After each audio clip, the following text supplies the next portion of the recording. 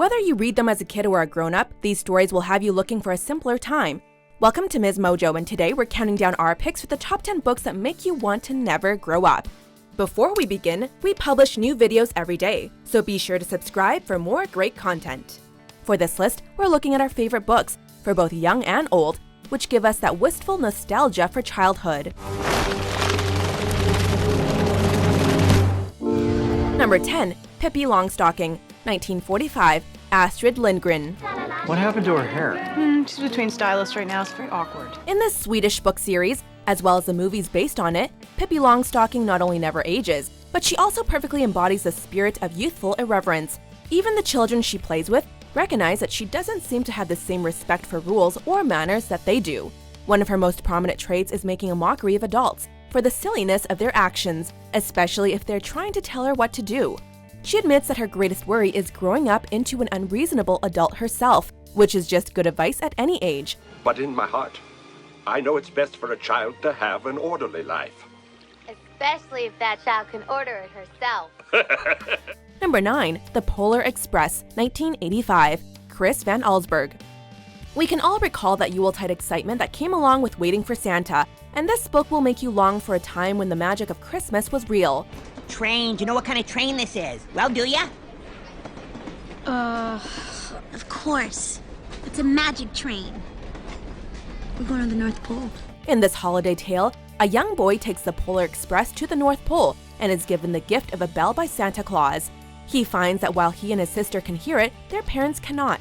In the end, each of the boy's friends eventually become too old to hear the bell, but he still manages to hear it even many years later. Though I've grown old, the bell still rings for me, as it does for all who truly believe. And when you thumb through the pages, maybe you can too. Number 8. Bridge to Terabithia, 1977, Catherine Patterson. This Newbery Medal-winning novel will make you long for a time when you could escape the real world using only your imagination. Jessie and Leslie are two children who each struggle with their own troubles, but collaborate to create an imaginary land called Terabithia on the other side of a creek near their homes. Look at it. It's all ours. Although rich in childhood nostalgia, the tale is also tinged with heartbreaking sadness and the effects of extreme grief on a child's mind. Bridge to Terabithia will awaken the child inside you, but also remind you that childhood isn't all sunny days and rope swings. I wasn't there to go with her. It's my fault. No. It's not your fault. Number 7. The Catcher in the Rye, 1951, J.D. Salinger. While most of the books on our list look at the wonders of childhood, this literary classic and classroom staple focuses on the struggles of adolescence. If you read this book as a teenager, you could probably relate to the alienation, angst, and frustration of Holden Caulfield's teenage experience, as well as his disdain for the adult world. The novel shows how much resentment and bitterness can arise once one reaches a certain age, but simultaneously shows the protagonist's innocence, in contrast with the real adults in the story. For the first time, I felt like I was reading about someone who understands me. Not Huck Finn, not Tom Sawyer, but Holden Caulfield. Number 6. Matilda, 1988, Roald Dahl. Roald Dahl has created many stories that touch on the issue of growing up, but none is arguably more magical than Matilda. The character of Matilda is a precocious reader, completing many works of classic literature at the tender age of 4. Dinner time is family time. What is this trash you're reading? It's not trash, Daddy. It's lovely. It's called Moby Dick by Herman Melville. Matilda is highly intelligent, but is mistreated by her borderline abusive parents who don't value her. She soon learns that she is able to harness telekinetic powers with her mind when she is feeling especially angry or frustrated. Kids often dream of being able to thwart their mean parents or principal with a little bit of magic, and this will bring you back to a time when it all seemed possible.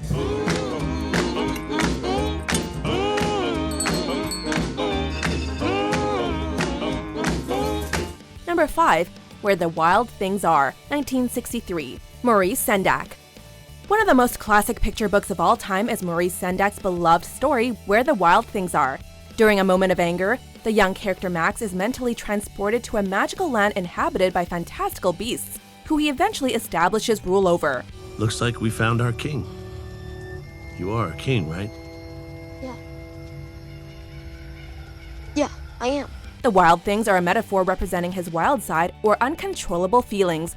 This short storybook will remind you that there was once a time where your negative thoughts and feelings could easily be banished with a quick bout of imagination. And couldn't we all use that from time to time?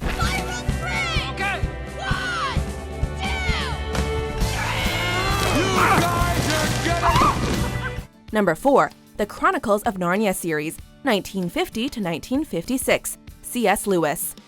One of the greatest series of children's literature, Narnia addresses many themes, and one of the most prominent is the wonder and innocence of childhood. It's present from the beginning of The Lion, the Witch, and the Wardrobe, where Lucy first enters Narnia, and her older siblings won't believe her. Lucy, the only wood in here is the back of the wardrobe. One game at a time, Lou.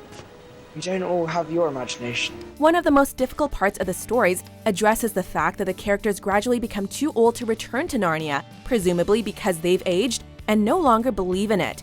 If you read this when you were young, you probably couldn't fathom that something so terrible could happen to you. But as an adult... Well, we've come this far.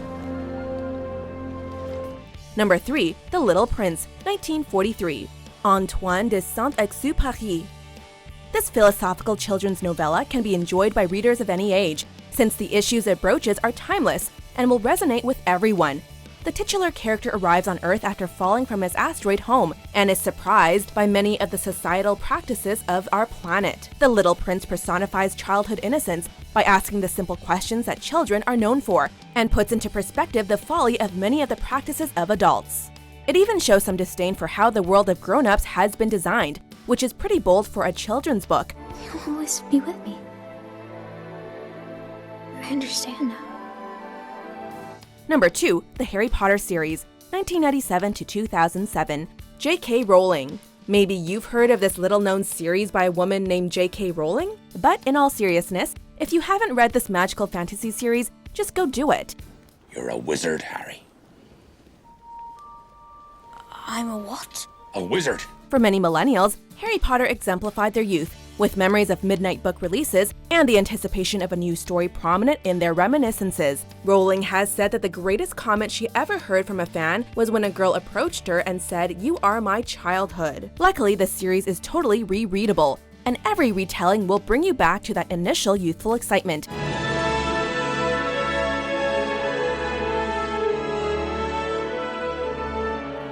Number 1. Peter and Wendy, aka Peter Pan, 1911, J.M. Barrie. If there's one character that comes to mind when you think of a perpetual childhood, it has to be J.M. Barrie's Peter Pan. Revived by Walt Disney in the 1950s and again as a live-action film in the early noughties, this classic story tells of a boy who refuses to grow up. I do believe in fairies. I do.